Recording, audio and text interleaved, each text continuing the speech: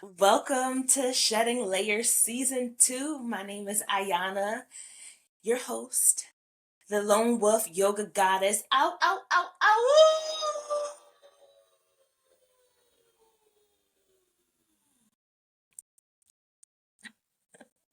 Recently, I have been identifying with that lone wolf energy. I realized that my whole life really has been operating from that energy, and the lone wolf, it's a twofold. Yes, yeah, navigating the world in a very kind of isolated place, but also you are an individual of strength and resiliency and mysteriousness and courage and boldness and bravery and creativity.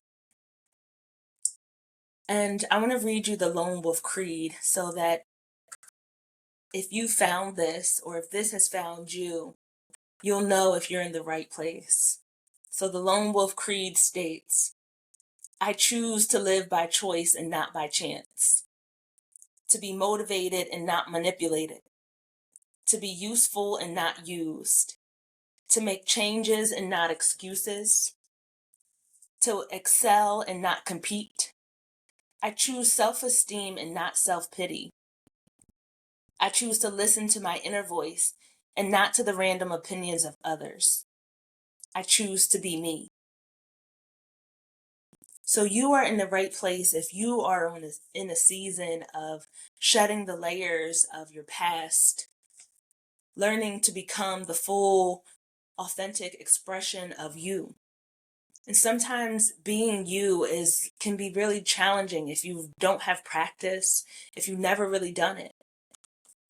Most of us are raised in families and cultures and religions and even the school systems that train us and condition us to be these kind of militant slave soldiers where you have to obey the chain of command and follow the orders, or you'll be restricted from love, or you won't get the attention that you need, or you won't get uh, the affection that you need. And so you learn to abandon yourself at a very early age in exchange for connection and community and love. And that's not okay. It's toxic. And so this podcast is to bring awareness to the systems, structures, and modalities in which we continue to operate from that are no longer beneficial for our families, ourselves, our communities, our overall culture that we are all coexisting in. So that we can all learn how to feel free in just being ourselves. And I took a break. For the last month, I haven't recorded any new podcasts because I literally was shedding layers. I feel like I shedded like 10 pounds of layers to the point where I just was like, who am I? Where am I? My whole reality is changed. Like the person that I was 2 years ago, she is gone, non existent. And because I have been operating still in the programming of doing, going, and getting, like on this hamster wheel of life that we subscribe to, like going nowhere fast, I had to pause and just ground myself and sit in the moment of change. Like, wow,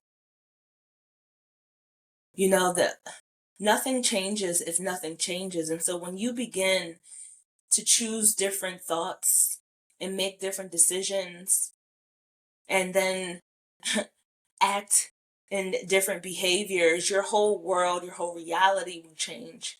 So a month ago, I published my second book, The Liberation Code. It is a self help memoir with 7 steps to guide you to create the life of your dreams. And this book has taken me about 2 years to create and to bring into form. Everything happens twice, first in our minds, and then second into form. And so, although this book has been in my mind, it took some time and energy for me to bring it into this 3D reality to be experienced as a form, as a tangible thing that I can share with you. Um, because as I was writing this, I was navigating the tools that I wrote in here of moving through the energetic blockages from a lifetime of trauma that had been keeping me blocked in these suffering cycles of the same old, same old. So this book goes through and teaches you all about the 7 energetic chakra centers in your body that hold emotions. And emotions are just energy in motion. And so in your body, there are 7 energetic chakra centers that hold energy, that hold certain emotions based off of certain feelings and experiences in life. And in this book, I tell stories about my own life of experiences, traumatic experiences that I experienced in life, and the tools that I use to overcome them. And it's called the Liberation Code because when you apply these tools to your life, you begin to no longer be a victim to your life. You begin to see your life as just a happening, something that is happening for and through you for you to continue to evolve into the best and highest version of yourself. And you can only do that by feeling your feelings and not suppressing them, rejecting them, abandoning them, but actually feeling them, extracting the wisdom from those sad experiences that you can carry on with you and leaving the story behind. You know, my mission that I have been pouring out to the world is that there's healing through the power of letting go of people, places, things, and ideologies, because the root to all suffering is clinging.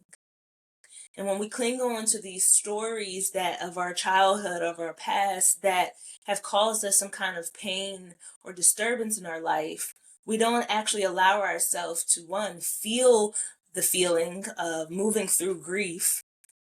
But more importantly, we don't allow ourselves to get to the other side because we live in this dualistic life where everything happens on a polarity. Like you can't have light without the dark. You can't have good without the bad. You can't have joy without pain. I was just recently had a session with one of my clients, and I was talking about this idea, and well, more than an idea, it's a fact. But I was sharing with her that, like, if you had a coin, right, and the coin has a heads and a tails, and if we were to make an analogy that the heads represented the good or the light, and the tails represented the bad or the negative, then if we only desire to experience the good, right? So if we put the head side down and the tail side is up, the negative side, and we take an eraser and we try to erase all of the negative, all of the bad, I'm doing air quotes, then eventually you're going to erase off all the good too. Because you literally can't have one without the other. You know, one brings balance. Like without light, you have no idea what darkness is, and vice versa. So when we can begin to change our relationship with how we look at certain things, certain happenings in our life, and stop labeling it as good or bad, and more so taking a curiosity approach to it, just like, what can I learn from this? What did this teach me? Why did this show up for me? Then, one, you can live a more empowered and lighter life, happier life, more joyful life, but also you can begin to experience the fullness of life because pain is just part of the human experience. So if you're spending your whole life trying to avoid pain, then you're not actually living. Or you're trying to reject pain, then you're causing the suffrage in your life because you're just trying to cling on to the things that feel better. Well, what if your pain is really power? When you can learn to alchemize your pain into power, into positivity, into knowledge, into wisdom, so it can move you forward in life, how would that change for you? How would you show up different for your life? How would your life evolve? So after I wrote this book and I published it about a month ago, I had this huge just kind of awakening of like, wow, up until now, I don't know that I've ever truly been me. My whole life has been in service to other people, places, and things. I have operated from a lens of scarcity and survival and victimization and giving all of my power away to external things because I had learned and been trained and conditioned and programmed to believe that joy, happiness, and success was somewhere outside of me. In order to feel happy, I needed to get a partner. In order to be successful, I needed to work for a leading organization or company. In order to feel fulfilled in life, I needed to give all of me away and live vicariously through other people's joy. That's what I had learned. And so I followed that system. And to the point of burnout and total exhaustion where I couldn't do it anymore. So I want to do or kind of operate and navigate this second season of shedding layers in a way where I'm being more raw, more vulnerable, and just sharing my authentic truth, because I want to invite you all to begin to tap into your own authenticity, your own vulnerability, and truly begin to shed the layers that are blocking you. And so I'm going to read a passage from the book every week to just begin to plant seeds of curiosity in your mind so that you can begin to really look within and stop looking for external validation of your worthiness, of yourself. Your sense of self is not in something or someone outside of you. Your sense of self is your ability to become whole.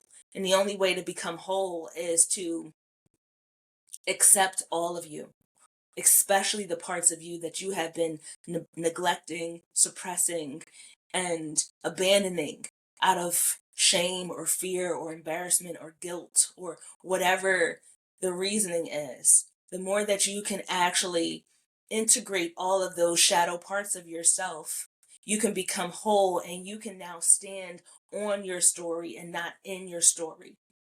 So your pain becomes your superpower to give you a boost into the next evolution of yourself. So I started this book off by writing a poem, or sharing a poem that I wrote in the year 2019. And so I preface the poem, I'm going to just read this to you. Growing up, I was programmed to think and act out of necessity, driven by survival, raised in a family of single mothers who suppressed their own dreams and desires to focus solely on ensuring their children's safety and well-being. I witnessed the resentment carried for their unspoken inner struggles, manifested through emotional detachment and material limitation. I was taught that achieving the American dream was the key to success and happiness, so I followed that prescribed formula. American dream. There's safety in playing small. You know what to expect, you get a consistent check, you have a set routine, clock in, clock out, y'all know the rest. Graduate college, buy a house, get married, have a baby, now you're happy for life. Except now you're in debt, marriage fell apart, you're a single parent and have to go all the way back to the start. Continuing on this rinse and repeat cycle for most of adult life, making excuses why you can't shine bright. I don't have support, short on cash, afraid to take a risk as that might result in a crash. Poem. So this was my life, settling for this bland routine life for many years, on this looping cycle of a hamster wheel of suffrage just going nowhere fast. I got to this point of surrender, where I didn't know what was on the other side. There was no reflection of it anywhere in my universe, but I knew that I could no longer be and operate from that version of me. And maybe that's you. Maybe you've reached a point in your life where you're like, enough is enough. Something has to change. And it's true. Nothing changes if nothing changes. If we always do what we've always done, then we'll always get what we've always got. So in order for you to experience change in your life, you have to show up differently. You got to make a different choice. So the next section of the book is called Embracing Uncertainty. And so when getting to this point of making the decision that you're going to make a change in your life, it's going to start stirring up a whole lot of triggers. Because when you navigate on the path of change, you're doing, going, getting, meeting, and experiencing all new. All new. And if you've only been operating from this place of familiarity that you deemed as this false illusion of comfortability, then you're going to all of a sudden be thrown into this almost violent space of discomfort. And so the process of change, it forces you to learn how to navigate change and discomfort with a level of comfort. You have to begin to like make love with being uncomfortable. You have to begin to change your relationship with being uncomfortable. Instead of fearing it, instead of being afraid of it and pushing it away, you invite it in because you know that on the other side of discomfort is something new. So I'm going to read this excerpt on embracing uncertainty. Uncertainty is where change happens. We can only experience something different if we face our fears. Experiencing uncomfortable feelings without trying to change them, judge them, or label them. Fear is the boundary of unknown. We only know what we know. And anything past that boundary of known is the space to expand, grow, learn, and experience something new. Everything and everyone in my environment was a reflection of the American dream. Navigating the struggle of breaking free from the repetitive cycle of familiarity and the false sense of safety that the majority follows was both foreign and scary. The options were to either stay in a predictable situation or confront the discomfort of change. If we don't allow ourselves the opportunity to experience something outside of the known by pushing the boundaries of our fear, then how will we ever grow? Being pushed by pain, I eventually found the courage to lean into fear, lean into the boundary of unknown and detach from the way in which I'd been living, choosing to walk an unknown path alone. Detaching from the connections and choosing to be alone allowed me the space to discover myself, and my whole reality shifted. You must go through the darkest night to get to the infinite light. Michael Singer. So this is an invitation for you. An invitation to you to stop hiding behind this false illusion of safety that you've been living within, that you deem as comfortable. Your comfort zone is very dangerous. It's a very slippery slope because energy is meant to be moved. We are energy.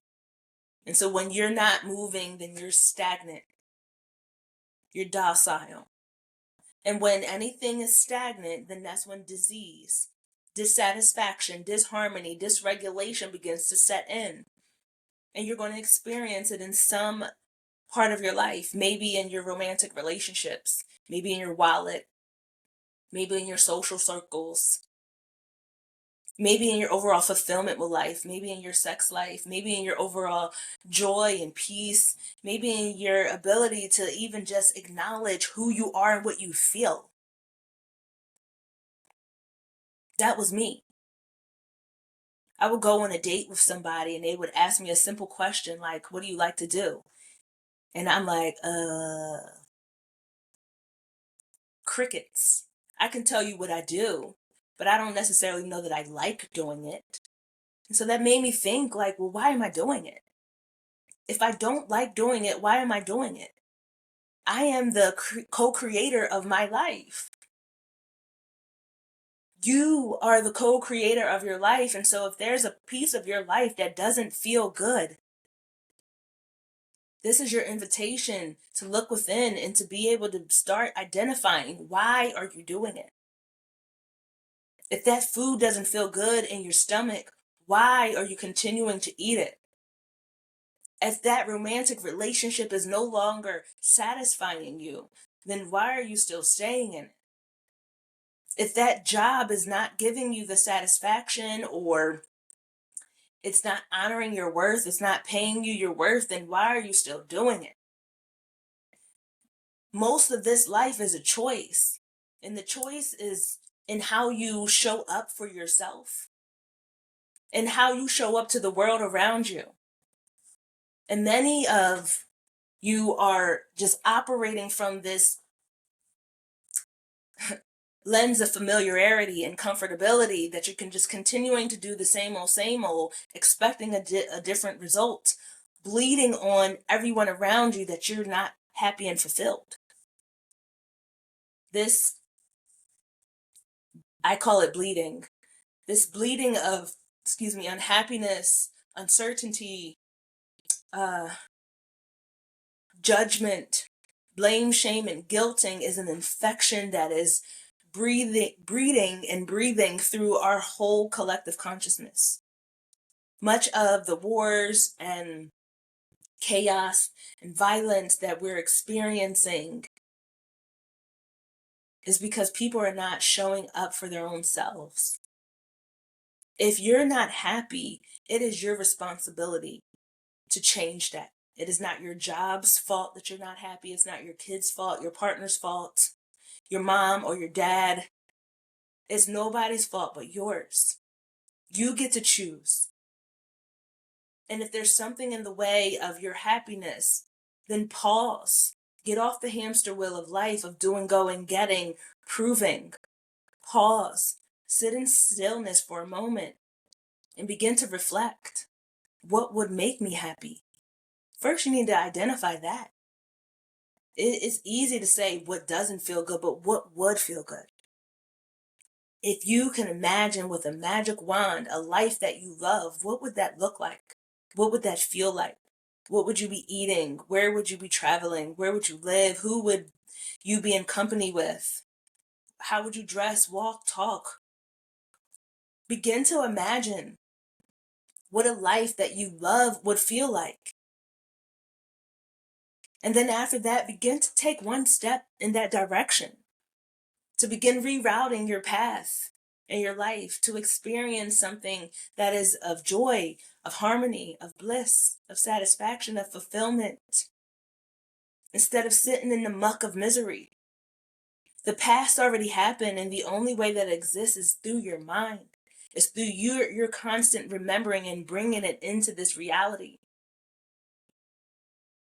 All we truly have is this moment right now that you're sitting in. And if you're choosing to spend your right now ruminating in the past hurts, that's a choice that you're making. And you get to make that choice if you desire. And know that there is another option that you can choose, and that's a choice of joy, of love, of freedom, of liberation.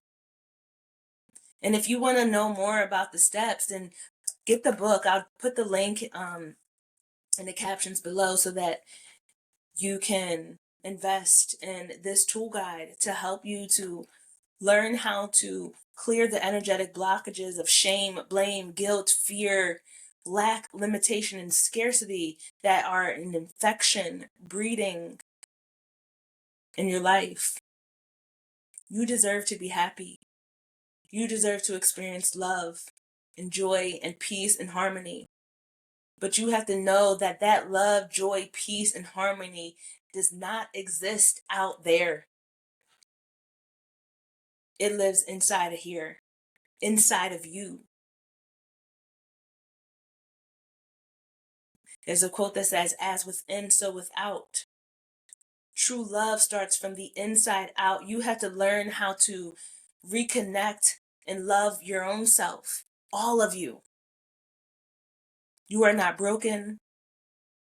You are not forgot about. You are not alone. You are divinely guided, supported, and protected always in all ways. And if you were looking for a tribe, then you found it. Tap in, connect with me, like, and subscribe to stay connected to this energy. Because life is a choice, and the choices are the consequences, just like the butterfly effect.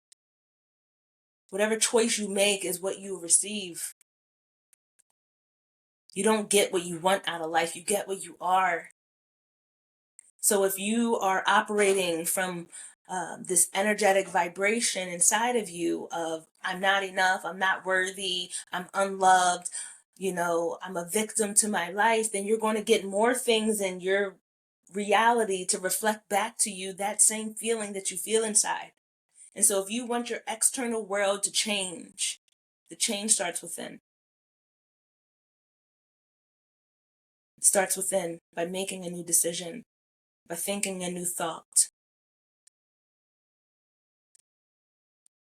So I invite you, and I'm going to leave you with this lasting question, to find a moment of stillness in your busy day. It could even just be 5 minutes to sit with yourself and ask yourself, what would I love my life to look and feel like? And just take a few moments to reflect on that and allow yourself to sit and bask in that energy of joy and passion and love and freedom.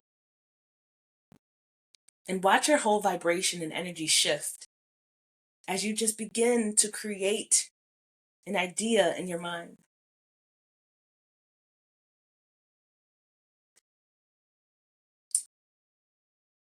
So I want to just pause, and if you are in a place where you can close your eyes, then I want to invite you to close your eyes. Soften your gaze. To just allow all of this knowledge, information, and wisdom to just integrate into every fiber of your being, every cell, every tissue, every muscle, every fascia, every bone, from head to toe. Allowing your whole auric field and energetic space to receive this new information.